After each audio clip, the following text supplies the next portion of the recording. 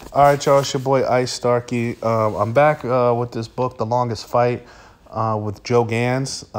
This is a book written by William Gilday, and you gotta excuse me because I've been trying to do this on a laptop for about 4 or 5 times. I got a microphone set up, and it's not been going through. The audio is not going through, so I got to do it on my phone. So I'm gonna just do it on my phone. I really want to get it out. This is a really good book.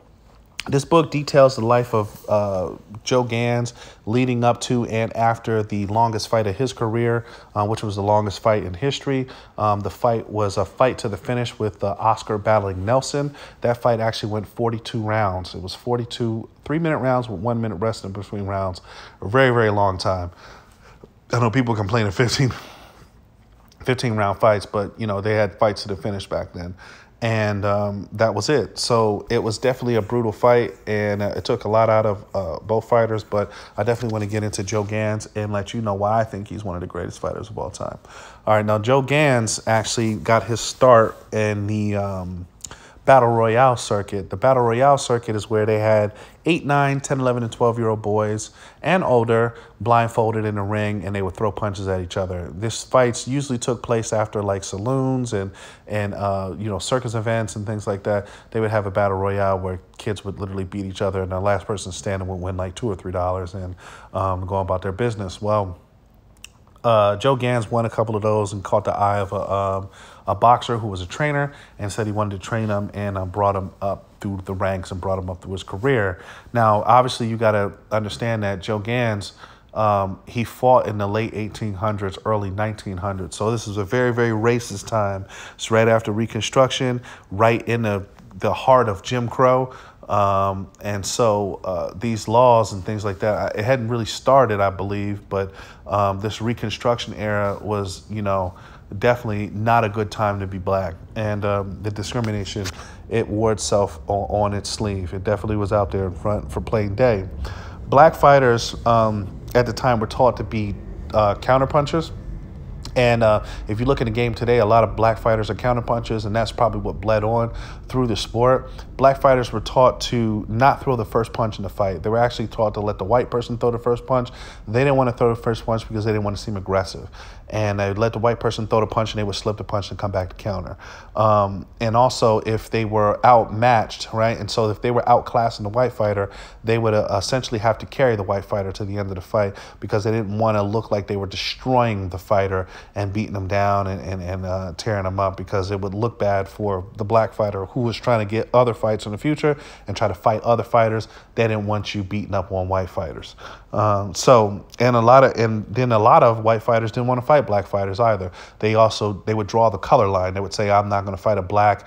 John L. Sullivan was stated as saying anyone who fights a insert N-word is no friend of mine. And so he didn't fight him.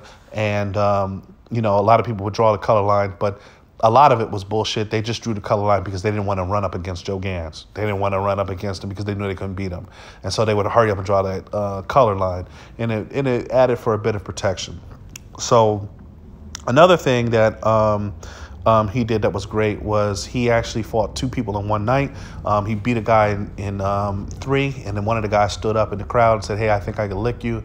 And, said, hey, well, why don't you come try it out? They got in there, and he beat the guy 10-round decision. So he did fight 2 fighters in one night. But back to the training tactics. The training tactics were unconventional at the time. What they would do is they would hang meat out on the backyard, and the flies would come, and they would have Joe Louis try to jab at the fly and catch the fly in his hands.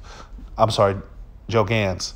Joe Gans was so good at it that, he would fight a guy named Jack Blackburn, and they would fight 6 or 7 times, and he would beat Joe Gans. They fought to a lot of draws too, predetermined draws. Like a predetermined draw is where if you don't knock me out and I don't knock you out, the fight's automatically a draw. So Jack Blackburn admired Joe Gans so much that he trained his pupil, who was Joe Louis, on some of the tactics that Joe Gans would train with. Joe Gans would spar with 2 people at one time. If you look today, you'll see videos of Lomachenko sparring 2 people at one time. That's something that Joe Gans did. And that's something that he picked up on. That's something that he did. But, it's definitely the fight game definitely got to benefit from a guy like Joe Gans. Joe Gans did a lot to help the game and bring the game to the next level. Now, also, let's get to the fight with Oscar battling Nelson. Oscar battling Nelson was a lightweight, but he had a really hard chin. He was a come-forward fighter. He was a banger, and he was hotly racist. He didn't want to fight any other black fighters except for Joe Gans. He felt like they weren't on his level. That's another draw in the sand in the line because he didn't want to lose. And so he ended up fighting Joe Gans, one of the best black fighters. And they ended up going at it. And but it was really one-sided in favor of Joe Gans. But the problem was, and this is another thing, a lot of people talk about rehydration clauses like today. You can't gain a certain weight and a certain third, this, that, and the third. Well, battling Nelson made Joe Gans weigh in 3 times the day of the fight. So he had to weigh in 3 times so he couldn't rehydrate to get back up. And, you know, they thought that was going to slow him down, but, you know, he was pretty much, you know, a slick counter-punching boxer. He could see the punches coming from a mile away. He ended up getting injured, hurting his leg throughout the fight, but that still didn't stop him from putting a whooping on Nelson and then closing his eye. Nelson, frustrated with the fight, knowing that he's down in the cards, started resorting to dirty tactics and ultimately got disqualified. Now, within the fight, obviously the climate was, you know, very racist, anti-black in that area. But, you know, people loved Joe Gans because Joe Gans, he was the anti-Jack Johnson, and he was, you know, he exhorted himself with class, right? He exuded class, and, you know, he wasn't like an angry guy who wanted to get revenge and fight back and things like that.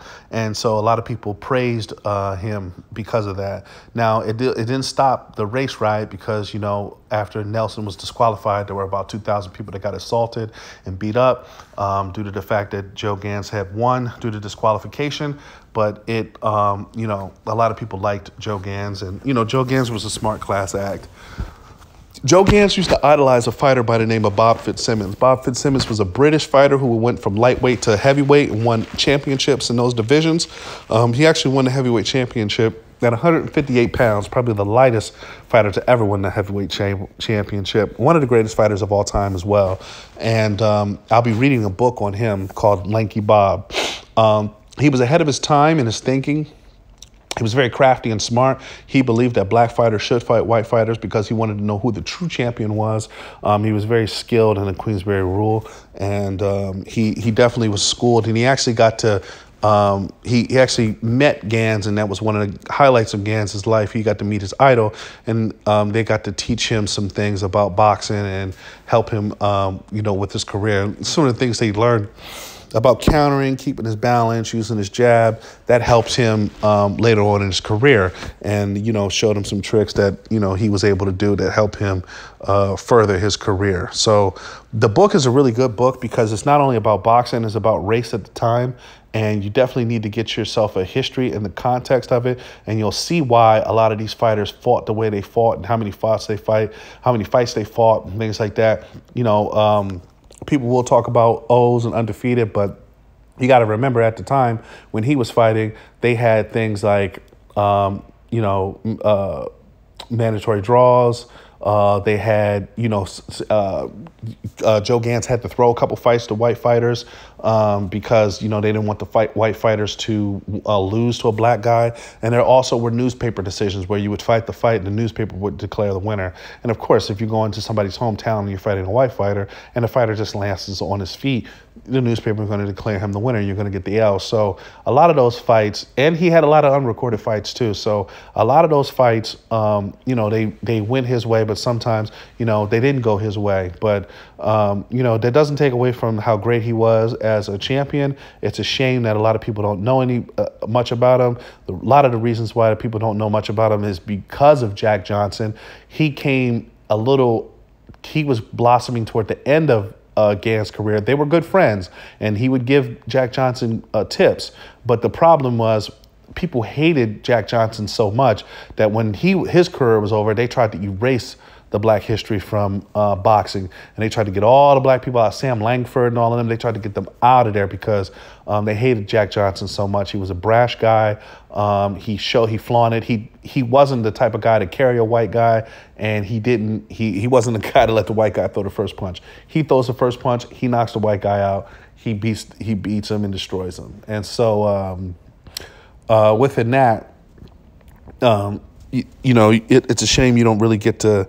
His career was overshadowed by Jack Johnson, but you really don't get an appreciation from Joe Gans, but you really need to. And I hope this video gives a lot of people the appreciation of it. But the book is called The Longest Fight. It's written by William Gilday. You can see it up on the screen. Definitely go out and get it. It's definitely a great book, an easy read if you're into boxing. Even if you don't like reading, the book wasn't hard to read at all. So definitely go in and check it out. Let me know what y'all think about it in the comment section. Like the video, subscribe. I definitely want to get up to 100 subscribers. That's the goal. But I'm definitely going to read a book called Lanky Bob. It's about Bob Fitzsimmons, one of the great fighters to ever live. And I definitely want to let you guys know about that. It's about 500 pages, so give me some time. This book is about 200-something pages. I was able to read in about a couple of weeks or so, because I don't be sitting down a lot to be reading, but I actually took some time this weekend to just go ahead and finish it out. So I got about 100 pages in within the last 3 or 4 days. So last 2-3 days. So it is what it is. Y'all let me know what y'all think about it in the comment section, and we'll definitely go from there. Okay, peace.